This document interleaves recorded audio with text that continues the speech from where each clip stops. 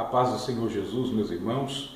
Quero compartilhar com vocês uma palavra muito importante e interessante também para as nossas vidas. A Bíblia diz, aqui no Evangelho de João, no capítulo 3 e o verso 16, o texto áureo da Bíblia, porque Deus amou o mundo de tal maneira que deu seu Filho unigênito para todo aquele que nele crê não pereça, mas tenha a vida eterna. O verso 17 diz: Deus enviou seu Filho ao mundo, não para condenar o mundo, mas para que o mundo fosse salvo por ele. Meus irmãos, meus amigos, quando nós olhamos para este versículo de João 3,16, nós tentamos decifrar, nós tentamos desvendar a grandeza, o tamanho do amor de Deus. De todos os livros que já li e em tudo aquilo que busquei resposta, para mim foram poucas, porque nada que o ser humano possa falar ou tentar criar pode expressar o tamanho, a grandeza do amor de Deus por mim e por você. Mas, observando este versículo, eu então poderia fazê-lo em forma de pergunta: por que Deus amou o mundo de tal maneira? Por que é que então Deus veio amar esse mundo de tal maneira? E quando eu olho para a Bíblia, eu encontro duas respostas. A primeira é que no momento da criação, Deus não fez apenas um boneco como alguém interpreta. Deus captou todos os elementos químicos e naturais da terra e deu forma a um corpo.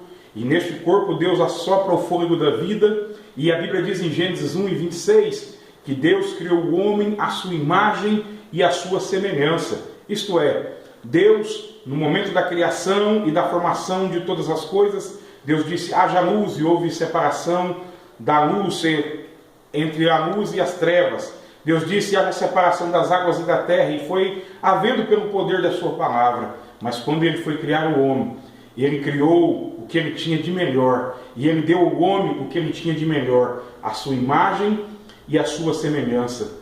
Quando chegarmos no céu, nós não vamos ver um Deus diferente de nós. Não digo na estética, porque alguns um pouquinho gordinho, outros mais magros, alguns brancos, outros negros, alguns amarelos, vermelhos, como conhecemos aí a cor das peles. Porém, nós não vamos ter espanto quando chegarmos diante dele, porque quando eu olho no espelho, eu estou vendo a imagem de Deus. Você é a imagem de Deus. Quando você se olha, você não pode se desmerecer. Você não é alguém qualquer. Por mais que esteja difícil a sua vida, por mais que você esteja passando por muitos problemas, você é o melhor de Deus, porque Deus deu a você a sua imagem. Outra coisa que Ele nos deu, a sua semelhança. Nós somos a cópia idêntica de Deus. O senso de justiça de Deus também habita em nós.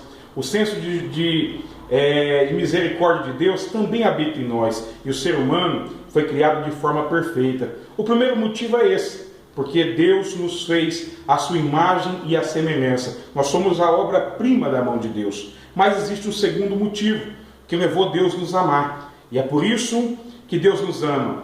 A Bíblia diz que o inimigo conseguiu iludir a mulher e fez com que ela desobedecesse a Deus comendo do fruto do bem e do mal. Esta leva o seu marido, que também come, e naquela hora em diante o pecado entra ao mundo.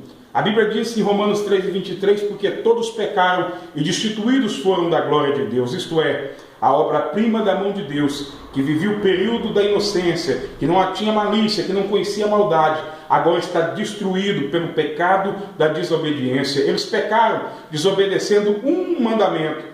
Transgrediram a maior lei de Deus para o Éden: não comerás da árvore que está no meio do jardim. Meus irmãos, automaticamente, ao ver destruído o seu projeto maior, a coroa da sua obra, que é o ser humano, Deus então faz um projeto de salvação.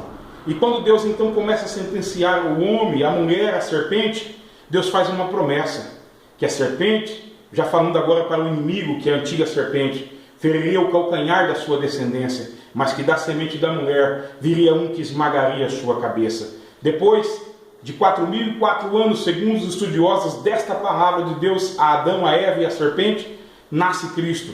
Jesus veio, cresceu, morreu, ressuscitou no terceiro dia, para nos dar esperança e provar que o amor de Deus para a nossa vida é real, que não tem fim.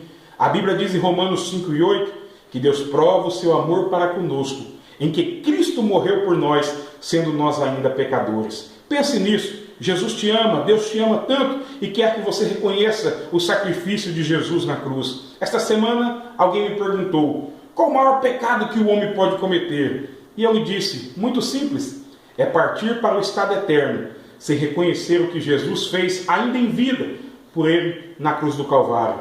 Meu irmão, meu amigo, quem sabe você está aí desanimado, pensando que a sua vida não tem valor. Existe um Deus que te valoriza, que deu o que tinha de mais precioso, o seu Filho amado Jesus Cristo, para morrer por você. Lembre-se, Jesus te ama como ninguém te ama, porque Deus amou o mundo de tal maneira, que entregou o que ele tinha de mais precioso para morrer por você. E o verso 17 termina dizendo que ele enviou não para te condenar. O mundo te condena, as pessoas te condenam, o pecado te leva à condenação, mas Jesus Cristo te leva à vida. Aceite-o em seu coração. A Bíblia diz que com a tua boca confessares e em teu coração creres que Deus o ressuscitou dentre os mortos, será salvo. Acredite, Jesus não veio morrer em vão. Ele não apareceu na história para dizer que era mais um, mas ele veio com um propósito, manifestar o amor de Deus. Quem sabe você está se sentindo rejeitado, desprezado, humilhado. Alguém colocou a sua mente, conseguiu plantar essa semente no seu coração, dizendo que você não tem valor algum, mas há um Deus Todo-Poderoso que te ama e tem um plano na sua vida.